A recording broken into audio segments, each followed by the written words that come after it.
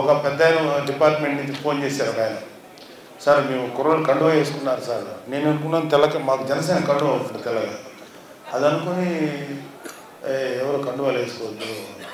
తర్వాత వచ్చి మనవాళ్ళు ఏమన్నారంటే కండువాలు తీసేయమంటే మీరు ఫ్యాన్ తీసేయండి అన్న వీళ్ళు.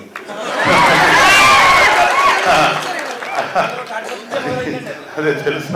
అయితే కండువాలు తీసేయమంటే తర్వాత చెప్పాను, ఆయన ఏ కండువా వేసుకున్నారండి, ఎర్ర కష్టపడేవాడు వేసుకునేదండి. అది ఒక కార్మికుడు, ఒక కర్షకుడు చెమట తుడుచుకుంటే అది కార్మికుడు కర్షకుడు యొక్క దీనికి తీసుకోండి. ముఠా మేస్త్రి అది అందరం వాడేదండి. అదే అతన్ని కాబట్టి అది వేసుకున్న వాళ్ళు మీరు టచ్ చేయకండి బాబు, వాళ్ళు అన్నాను వాళ్ళు కండువా వేసుకుంటే టచ్ చేయకండి. అది కాకుండా వాళ్ళు ఏదైనా స్లోగన్స్ ఇచ్చారు, ఇంకోటి అంటే మీరు వాళ్ళు చెప్పచ్చు, లేదా మీరు ఏమైనా తీసుకుంటారు. కండువా వేసుకున్న దానికి మాత్రం అరెస్ట్ చేయండి, అది మీద ఎటువంటి చర్య తీసుకోకండి సార్, మీకు అది నెగిటివ్ అవుతుంది, అది తప్పు కాదు, అదే జనరల్ కామన్ అని సింబల్ అని చెప్పడం జరిగింది. తర్వాత మీరందరూ ఎంత ఎండలో పని చేశారంటే, నేను సాయంత్రం ఒక 3-4 బూతులు తిరిగాను. అది తిరిగినప్పుడు అసలు నాకు లోపల హీటు చూశాను. 2-3 బూత్స్లో లోపల మన కుంపట్లో కూర్చున్నట్టుంది. అక్కడ కూడా మీరు కూర్చొని పనిచేశారంటే అక్కడ మిమ్మల్ని నిలబెట్టింది పవన్ కళ్యాణ్ గారికి, మీకు పవన్ కళ్యాణ్ గారి మీద ఉన్నటువంటి ప్రేమ లేకపోతే ఆ పని చేయలేదు. అంత అద్భుతంగా మీరు అందరూ పనిచేశారు, చాలా అద్భుతంగా పనిచేశారు. నేను అలాగే ఓటర్స్ దాదాపు 88-90% ఆఫ్ ద ఓటర్స్ వచ్చి ఓట్లు వేశారు. ఇవాళ ఆ ఓట్లు వేసిన వాళ్ళు గంటలు లైన్లో నిలబెడితే వాళ్ళని నిజంగా మీరు అందరూ కూడా వాళ్ళు అభినందించారు.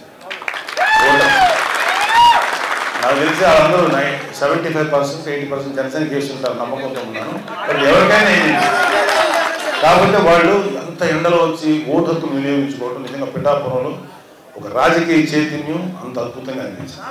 మనకి ప్రత్యర్థిగా పనిచేసిన వంగాగీత గారు, ఆవిడని కూడా దయచేసి ఎక్కడ పబ్లిక్ స్టేజ్ విమర్శించాను. ఎందుకంటే నేను ఎందుకు చెప్తానంటే ఆవిడ ఎంత సర్వీస్ చేసిందో లేదో నాకు అనవసరం, యాజ్ ఎంపీగా ఎమ్మెల్యేగా. కానీ బేసికల్గా చాలా సాఫ్ట్ మెంటాలిటీ. కాకపోతే ఆవిడ ఎటువైపు ఉందంటే చెడు వైపు నిలబడింది. చెడు వైపు నిలబడటం వల్ల మంచి వాళ్ళు కూడా చెడు అయిపోతారు. లైక్ దుర్యోధనుడు పక్కన ఉన్న భీష్ముడు, కర్ణుడు, లేకపోతే ద్రోణాచార్యులు అంటే వాళ్ళు ఎంత గొప్పడైనా చెడు వైపు ఉన్నారు. అదేవిధంగా మంచి వైపు నార్మల్ వ్యక్తి ఉన్నా అద్భుతంగా ఉంటాడు. కాబట్టి అందువల్ల ఆవిడకి ఏదన్నా అనొచ్చు తప్ప విమర్శించాను కానీ ఆవిడ ఎప్పుడు అనకండి. ఎందుకంటే ఆవిడ మన ఆడపడుచులాగా ఆవిడ గౌరవం మన వాళ్ళకి రేపు పొద్దున ఎప్పుడైనా ఆవిడ కనపడినప్పుడు కూడా మనస్ఫూర్తిగా ప్రేమ పలకరించాలి తప్ప ఆవిడ ఎంత చేయకూడదు.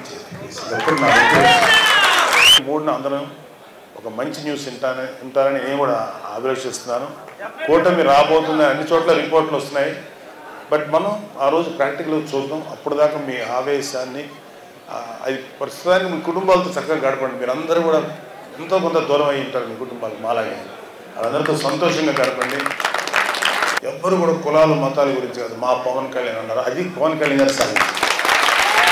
అందరి వాడు పవన్ కళ్యాణ్ నిజాయితీ నిలబడతాడు అందరికోసం. అవడానికి 10 సంవత్సరాలు వాళ్ళు ఎలా ఉంటారంటే వైసీపీ కానీ కొంతమంది వీళ్ళు ఇతను అర్జెంటుగా ఒక కులానికి ఒక మతానికి పెట్టేస్తే ఇతను అక్కడే ఉండిపోతారు ఎదగడని. వాళ్ళందరి మాటలను బొమ్మ చేస్తా గత 10 సంవత్సరాల నుంచి ఎన్నో మాటలు పడతా అందరికీ నేను అందరి కోసం పనిచేసే వ్యక్తి నేను ప్రూవ్ చేసుకోవడానికి ఇంతకాలం బట్టి అందరి మనుషులు అన్నట్టుగా బిల్డప్ ఇచ్చేవాళ్ళు వైసీపీ వాళ్ళు. దయచేసి నమ్మకండి.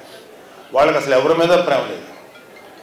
వాళ్ళు ఆఖరికి మిగతా కమ్యూనిటీస్ని మిగతా మతాలు పక్కన పెట్టండి, ముస్లిమ్స్ మీద ప్రేమ లేదు, క్రిస్టియన్స్ మీద ప్రేమ లేదు, ఎస్సీస్ మీద ప్రేమ లేదు, ఆఖరికి వాళ్ళ అమ్మ మీద చెల్లి మీద కూడా ప్రేమ లేదు.